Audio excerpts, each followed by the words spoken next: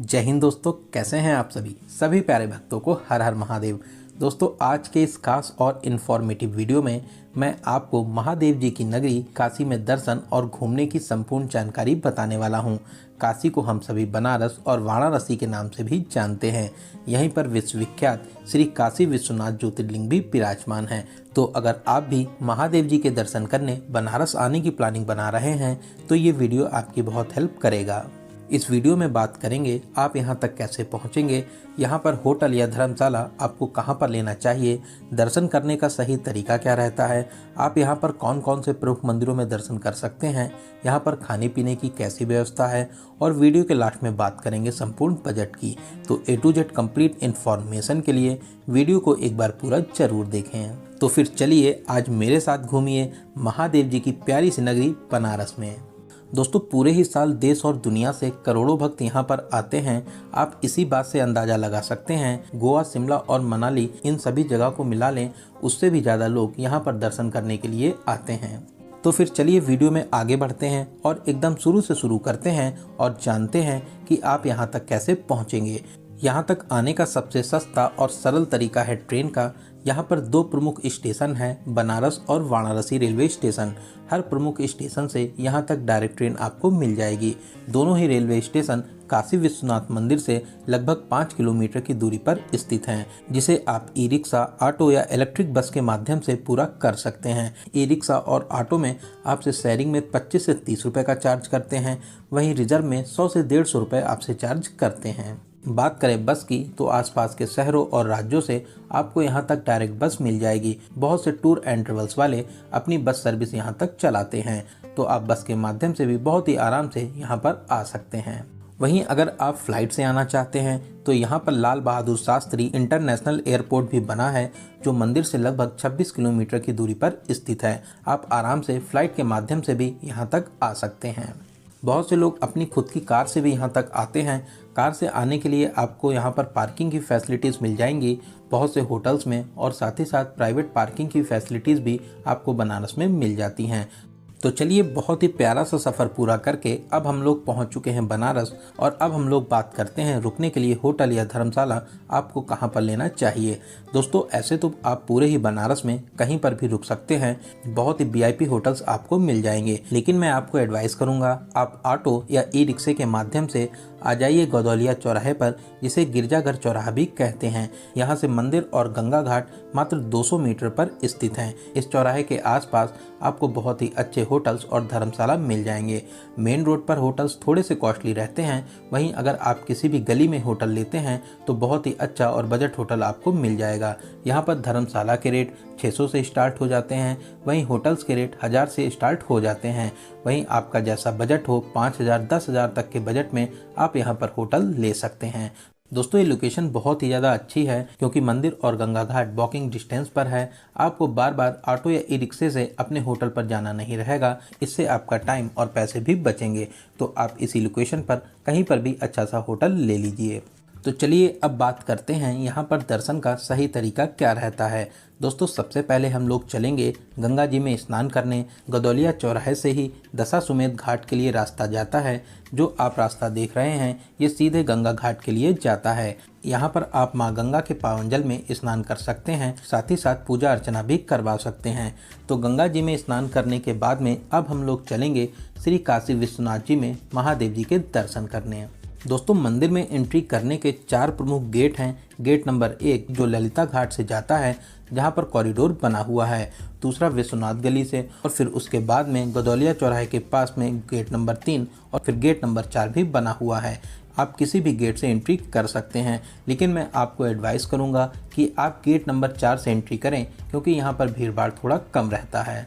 वहीं आप मंदिर में शीघ्र और सुगम दर्शन करना चाहते हैं तो यहाँ पर सुगम दर्शन काउंटर भी बने हुए हैं, जिसमें 300 रुपये पर पर्सन का चार्ज लेते हैं और आप बहुत ही आराम से दर्शन प्राप्त कर सकते हैं। वहीं अगर भीड़ भाड़ ज़्यादा है तो सुगम दर्शन में भी आपको 1 घंटा तक लग सकता है।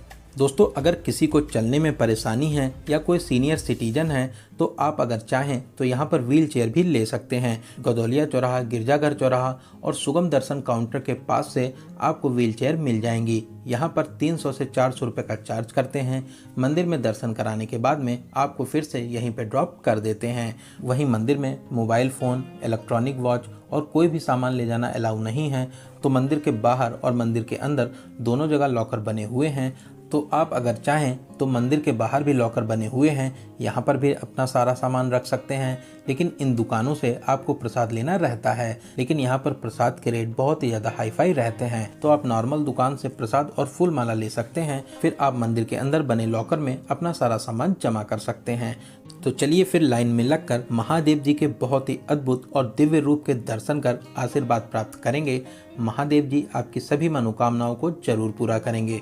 दोस्तों कमेंट बॉक्स में हर हर महादेव जरूर लिखें। दोस्तों ऐसे तो नॉर्मली आधे से 1 घंटे में आपको दर्शन मिल जाते हैं, लेकिन अगर बहुत ही ज़्यादा भीड़ भाड़ है तो यहाँ पर 3 से 4 घंटे भी आपको दर्शन में लग सकते हैं। तो महादेव जी के दर्शन करने के बाद अब हम लोग बात करते हैं बनारस में हम लोग और कहाँ कहाँ दर्शन प्राप्त कर सकते हैं। तो सबसे पहले हम लोग चलेंगे काल भैरव जी के दर्शन करने, जो मंदिर से लगभग 1.5 किलोमीटर की दूरी पर स्थित है। गेट नंबर 4 के सामने से ही रास्ता जाता है। अगर आप पैदल जाना चाहते हैं तो आप पैदल चले जाइए या आप यहाँ पर रिक्शा भी कर सकते हैं। रिक्शा वाले आपसे 50 से 60 रुपए का चार्ज करते हैं। दोस्तों कहते हैं महादेव जी के दर्शन करने के बाद काल भैरव जी के दर्शन जरूर करना चाहिए, तभी आपकी यात्रा सफल मानी जाती है। तो लाइन में लगकर काल भैरव जी के बहुत ही अद्भुत और दिव्य रूप के दर्शन कर आशीर्वाद प्राप्त करेंगे। दोस्तों बहुत ही अलौकिक दरबार है, आप यहाँ पर दर्शन करने जरूर आइए। तो दोस्तों काल भैरव जी के दर्शन करने के बाद में अब हम लोग चलेंगे ललिता घाट। अगर आप चाहें तो बनारस की पतली पतली कुंज गलियों से होते हुए मात्र 500 मीटर की दूरी को पूरा कर यहाँ तक आ जाएंगे, या आप मेन रोड से रिक्शे के माध्यम से भी यहाँ तक आ सकते हैं। यहाँ पर नेपाली मंदिर और पशुपतनाथ मंदिर में दर्शन करेंगे, ये भी यहाँ के बहुत ही ज़्यादा प्रसिद्ध मंदिर हैं। तो यहाँ पर दर्शन करने के बाद में अब हम लोग चलेंगे विशालाक्षी मंदिर में दर्शन करने के लिए, जो माता रानी का बहुत ही पवित्र और अलौकिक दरबार है। मंदिर में प्रवेश कर माता रानी के बहुत ही अलौकिक और दिव्य रूप के दर्शन करेंगे। दोस्तों ये मंदिर बहुत ही ज़्यादा फेमस मंदिर है, आप यहाँ पर दर्शन करने जरूर आइए। फिर विशालाक्षी मंदिर में दर्शन करने के बाद अब हम लोग चलेंगे अन्नपूर्णा मंदिर में दर्शन करने, जो यहाँ से कुछ ही दूरी पर स्थित है। मंदिर में दर्शन करने के साथ ही साथ यहाँ पर अन्नपूर्णा रसोई भी बनी हुई है। यहाँ पर आप प्रसाद स्वरूप भोजन जरूर करें, बहुत ही पवित्र और स्वादिष्ट भोजन आपको यहाँ पर मिलता है। दोस्तों बहुत ही पवित्र रसोई है, आप यहाँ पर भोजन जरूर करें। तो इन सभी मंदिरों में दर्शन करने के बाद में अब हम लोग फिर से आ जाएंगे दशाश्वमेध घाट पर। दोस्तों बनारस को मंदिरों और घाटों का शहर भी कहते हैं, सभी घाटों की विशेष मान्यताएं भी हैं। अगर आप इन सभी घाटों के दर्शन करना चाहते हैं तो सबसे सस्ता और सरल तरीका है नाव से। आप नाव के माध्यम से इन सभी घाटों के दर्शन कर सकते हैं। नाव वाले आपसे शेयरिंग में 100 रुपये का चार्ज करते हैं, करीब 40 से 45 घाट के आपको दर्शन कराते हैं। वहीं आप अगर चाहें अपनी पर्सनल नाव से भी जा सकते हैं, इसमें आपसे 800 से 1000 रुपये का चार्ज करते हैं। अगर आप सभी 84 घाट के दर्शन करना चाहते हैं तो इसके लिए आपसे 1200 से 1500 रुपये का चार्ज करते हैं। दोस्तों नौका विहार का एक्सपीरियंस बहुत ही ज़्यादा खास रहता है। यहाँ पर कुछ प्रमुख घाट हैं, जैसे राजा घाट, केदार घाट, हरीशचंद्र घाट, 80 घाट, मणिकर्णिका घाट, पंचाल घाट, ललिता घाट, मीर घाट और भी बहुत से प्रमुख घाट हैं। आप इन सभी के नाव के माध्यम से दर्शन कर सकते हैं। दोस्तों मणिकर्णिका घाट वही घाट है जहाँ पर 24 घंटे दाह संस्कार होता है। इस घाट की बहुत ही विशेष मान्यताएं हैं, तो आप गंगा के इस पावन जल में नौका विहार जरूर करें। दोस्तों शाम को 7 बजे दशाश्वमेध घाट पर भव्य आरती का आयोजन भी होता है। शाम को 5 बजे से ही भीड़ आना शुरू हो जाती है। बहुत से लोग घाट पर बैठ के इस आरती के दर्शन करते हैं और बहुत से लोग नाव पर भी बैठकर सामने से इस आरती के दर्शन करते हैं। तो आप इस आरती में जरूर शामिल होइए। इस आरती का अनुभव बहुत ज़्यादा खास रहता है। इसके अलावा ललिता घाट पर बने कॉरिडोर के नज़ारे शाम को और भी ज़्यादा अच्छे लगते हैं। शाम को इसके नज़ारे देखते ही बनते हैं, तो आप शाम को इस कॉरिडोर पर घूमने जरूर आइए। साथ ही साथ आप मंदिर परिसर में भी प्रवेश जरूर करें। शाम को मंदिर परिसर के नज़ारे देखते ही बनते हैं। साथ ही साथ शाम को 7 बजे, 8 बजे और 9 बजे 15-15 मिनट के यहाँ पर लेजर लाइट शो भी होते हैं। इसमें काशी विश्वनाथ मंदिर के संपूर्ण इतिहास को बाखूबी से दिखाते हैं। तो शाम को आप ललिता घाट पर जरूर आइए, आपको यहाँ पर बहुत ही ज़्यादा अच्छा लगेगा।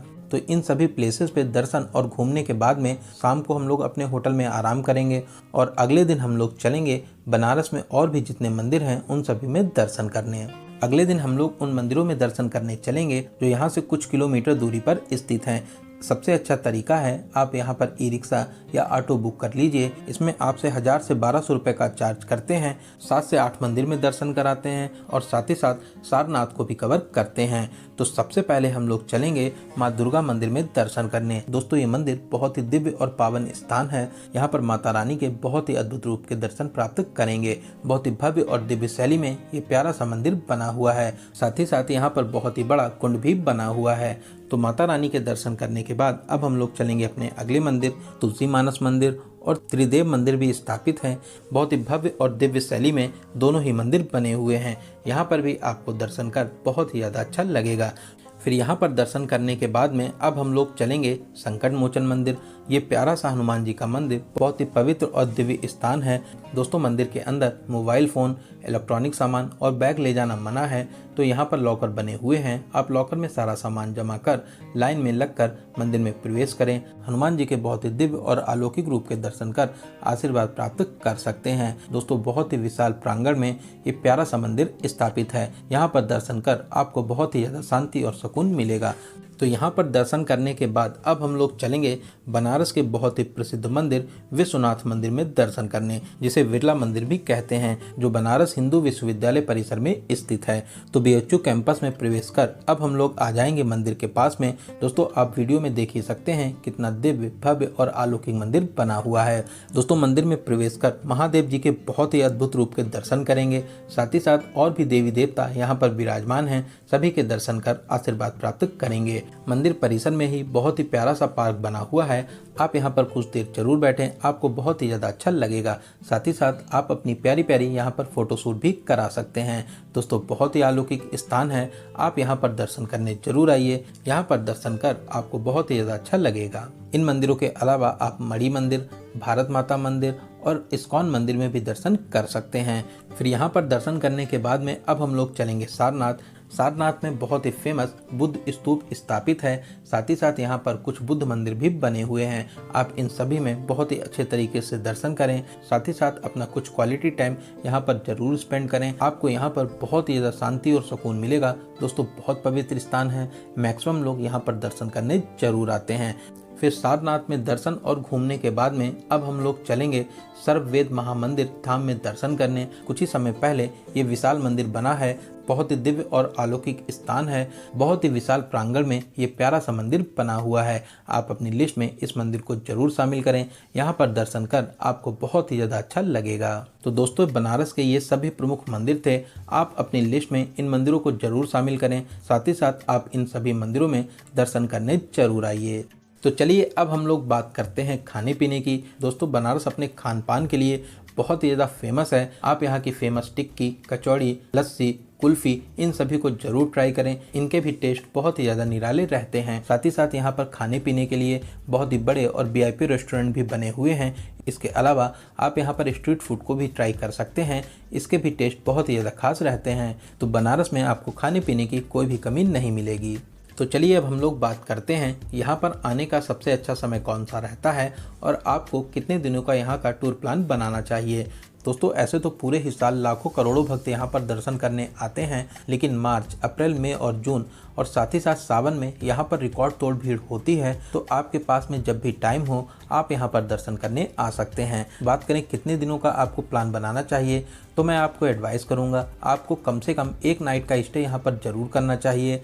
अगर आप बनारस को और भी अच्छे तरीके से घूमना चाहते हैं तो फिर आप कम से कम 2 नाइट का स्टे यहाँ पर बना सकते हैं। आप इतने समय में बनारस को बहुत ही अच्छे से घूम लेंगे। तो चलिए अब बात करते हैं सबसे ज़रूरी क्वेश्चन बजट की। कितने बजट में आप इस पावन यात्रा को पूरा कर लेंगे। दोस्तों मैं मान के चलता हूँ कि आप कम से कम 2 या 3 लोग तो यहाँ पर दर्शन करने आएंगे ही आएंगे, क्योंकि 2 या 3 लोगों में आपका बजट बहुत ही अच्छे तरीके से डिवाइड हो जाता है। अगर आप 2 डेज़ और 1 नाइट का प्लान बनाते हैं तो आप मान के चलिए कि 3000 से 3500 प्लस ट्रेन टिकट, इतने बजट में बहुत ही अच्छे तरीके से इस पावन यात्रा को पूरा कर लेंगे। वहीं अगर आप 2 नाइट का स्टे यहाँ पे बनाते हैं तो आप मान के चलिए कि 3500 से 4000 प्लस ट्रेन टिकट, इतने बजट में आप इस पावन यात्रा को पूरा कर लेंगे। वहीं दोस्तों अगर आपके पास में बजट की कोई भी प्रॉब्लम नहीं है तो आप यहाँ पर बहुत ही VIP 5 स्टार होटल भी ले सकते हैं। फिर आप अपने बजट के हिसाब से इस पावन यात्रा को पूरा कर सकते हैं। तो दोस्तों यहाँ पर मैंने आपको बनारस में दर्शन और घूमने की हर एक छोटी बड़ी जानकारी को बहुत ही अच्छे और सही तरीके से देने की पूरी कोशिश की है। अगर फिर भी आपके कोई क्वेश्चन रह जाते हैं तो आप कमेंट के माध्यम से पूछ सकते हैं। बहुत ही जल्दी आपके कमेंट का रिप्लाई दिया जाएगा। दोस्तों आप ये वीडियो कहाँ से देख रहे हैं और आपको ये वीडियो कैसा लगा कमेंट बॉक्स में ज़रूर बताइएगा। दोस्तों अगर अभी तक आप इस वीडियो में बने हुए हैं तो इसका मतलब आपको ये वीडियो ज़रूर अच्छा लगा होगा। तो प्लीज़ अपने एक लाइक से हमें मोटिवेट ज़रूर करें। साथ ही साथ अपने सभी फ्रेंड और रिलेटिव में ज़रूर शेयर। साथ ही साथ बेल आइकन प्रेस करने के बाद में ऑल नोटिफिकेशन को ज़रूर क्लिक करें, जिससे भविष्य में आने वाली वीडियो आपको आसानी से मिल सकें। तो चलिए दोस्तों अब मिलते हैं किसी ऐसे ही इन्फॉर्मेटिव वीडियो में। तब तक आप अपना और अपने परिवार का बहुत ज़्यादा ख्याल रखें। आपकी यात्रा सफल, सुगम और मंगलमय हो। जय हिंद, जय भारत, हर हर महादेव।